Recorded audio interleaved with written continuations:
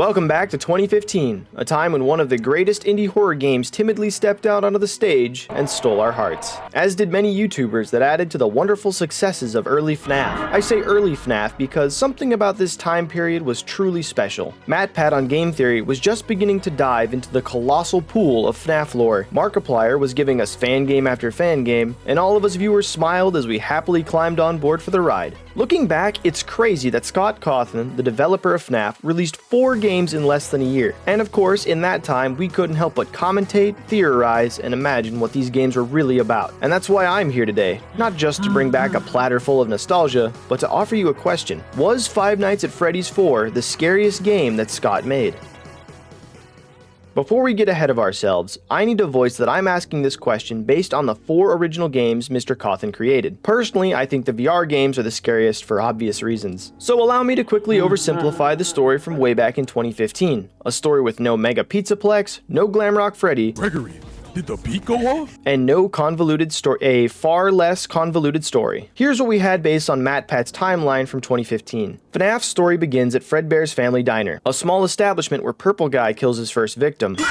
Afterwards, Fredbear sells and rebrands into Fazbear Entertainment. A building or so later, we arrived at the second game's location. Toy robots, decaying classics, and a freakish puppet. After a killer uses the Golden Bonnie suit, or Golden Freddy suit depending on your translation of the FNAF lore, the place shuts down, and the classic Freddy team is moved to a smaller location. Enter FNAF 1, the first game. Here we see the original tale of a security guard surviving 5 nights, and a job is well done. Top it all with conflicting facts and we can move on to the haunted house of FNAF 3. Here in the third game, Willie Afton, in his not-so-super suit, attacks us for 5 more nights until the place burns to the ground. Take a bow, curtains closed, the end. At least that's what we all thought, and then Scott did what no one was ready for and released his final game. Well, final game for that year. I don't know about you, but all this reminiscing is making me feel old. I was 13 when the first game came out on the Google Play Store. It's important that I mention this because horror affects everyone a little differently. Some kids who were younger than me picked up the game and found it incredibly unsatisfying. Other viewers like me found Freddy's terrifying. I liked Chuck E. Cheese as a teenager. Going somewhere to play Hydro Thunder and Guitar Hero for 2 hours always sounded like a great time. Who's gonna say no to a bag of Tootsie Rolls and Airheads on the way out? But seeing those clanking old fur machines in the back always made me feel off,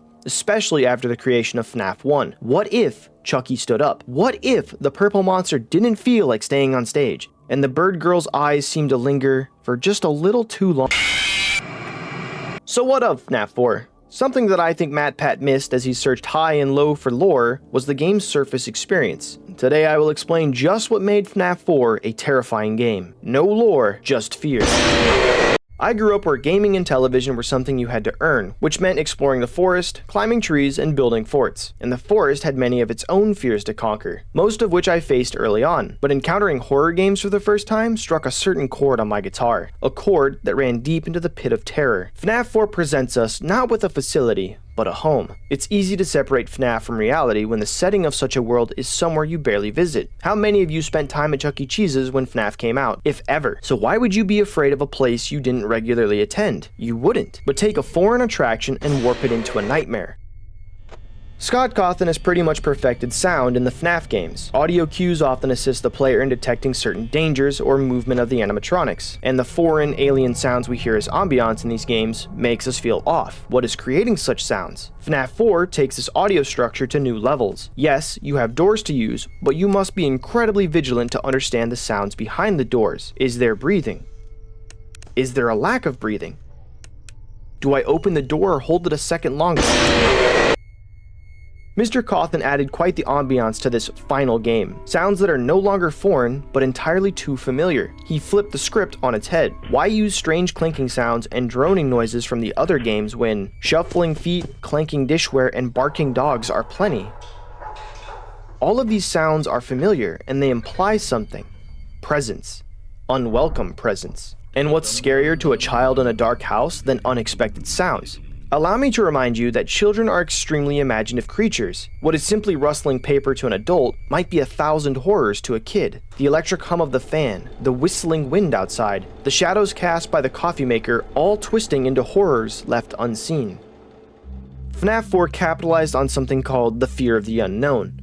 And while this does exist in the other games, it doesn't exist, in my opinion, to the same degree. The human brain doesn't like the absence of information, which is why we can hallucinate when lacking said information. When you're listening to a song and it suddenly cuts off halfway through, you might find yourself humming it for the rest of the day. Or when we see the edge of a shadow that looks like a face, our brains fill in the gaps with the first thing it can find. Sometimes, like with the example of music, this is something delightful. Other times, a lot of times, fear takes that spot. And this is the hidden beauty of Five Nights 4, when the game ends.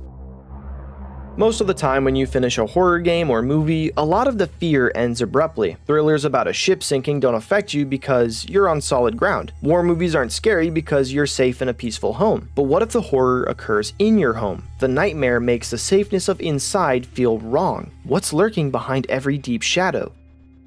In FNAF 4, we are a child being hunted, obviously. Up till now, we've been some sort of adult going to work, a triplet pack of security guards in 3 different buildings. But now, we're a child, a commoner in a regular old bedroom facing the monsters in our closet. And what monsters are out to get us? The mainstream mascots from fairy tales of fear. A fox with a terrifying face, a bear with a relentless nose, a bird with unseen watchful eyes, and a bunny with long ears that linger around every corner. Creatures that should not be in our home. Have you ever shut off the light next to a staircase, and you find yourself flying up the staircase at Mach 2? That's because the instinctual feeling that something is in the darkness takes over. Your flight response kicks in due to a lack of information, and you hightail it to a safe space. Jumping back to being 13-ish, and watching FNAF 4, I was terrified. Until then, I'd been comfortable roaming the woods at sundown, building stick forts in the dark with a flashlight, and even playing Ghost in the graveyard with friends. But now, every dog barking at night brought forth the fear that something was wrong. Had Chuck E. Cheese followed me home? I sure wasn't going to find out by going to the bathroom. Another story of how FNAF 4 scared me in the real world was when I visited my grandparents. I was still roughly 14 and found myself sleeping on the 2nd floor of their home. I started the night on the couch, just feet away from the grandfather clock in the living room. His old smooth bell was always a staple of staying with my grandparents. At some point in my rest, I woke up at 2 p.m. The usual clanging of the clock had woken me up. Now, the way the living room worked, the couch was on the back wall. The television would be on the wall 90 degrees to my right, with the grandfather clock in between the couch and the television, sitting in the corner of the room. The staircase to the bottom floor was on my left. I woke up facing the television with the night light on by the staircase. I swear to you that I saw Foxy's ears and snout popping up over the edge of the staircase, his signature hook digging into the banister, and when I swung my head to face the stairs, nothing but a beating heart and a stomach of lead. I kept myself awake that night until sunrise came to relieve me, flashing the light over and over at the rail. After all, Foxy hates flashing lights. FNAF 4 didn't just present us with fear and leave us to cower away. It taught us a much needed lesson that most FNAF games mimic: facing your fears. We don't just sit by the bed and wait for Bonnie to kill us. We get up.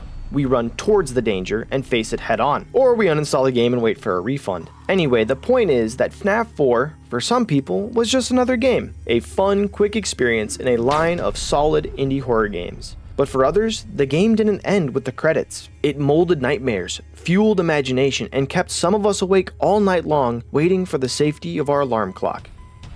I'm going to wrap up today with a correlation between fiction and religion, so if you head out, have a great day, and watch the hallway. In the Holy Bible within the book of Psalms is chapter 91. This psalm reads as follows: "Whoever dwells in the shelter of the Most High will rest in the shadow of the Almighty. I will say of the Lord, He is my refuge and my fortress, my God in whom I trust. Surely He will save you from the fowler's snare, and from the deadly pestilence. He will cover you with His feathers, and under His wings you will find refuge. His faithfulness will be your shield and rampart, and you will not fear the terror of night, nor the arrow that flies by day, nor the pestilence that stalks in the darkness, nor the plague that destroys at midday. 1,000 may fall at your side, 10,000 at your right hand, but it will not come near you. You will only observe with your eyes, and see the punishment of the wicked. If you say, 'The Lord is my refuge,' and you make the Most High your dwelling, no harm will overtake you, no disaster will come near your tent. For He will command His angels concerning you, to guard you in all your ways. They will lift you up in their hands, so that you will not strike your foot against a stone. You will tread on the lion and the cobra. You will trample the great lion and the serpent. Because He loves me, says the Lord, I will rescue Him. I will protect Him, for He acknowledges my name. He will call on me, and I will answer Him. I will be with Him in trouble. I will deliver Him and honor Him. With long life I will satisfy Him and show Him my salvation." I read this to you as a reminder of who the darkness submits to. In Christianity, we believe that all darkness has to give an account to God. And here in this song, we see the cure to the fears we might develop in this life. The cure is this: Believe upon Jesus, and he will rescue you from things far worse than fictional monsters. He will protect you with his angels. Thank you for watching, and God bless.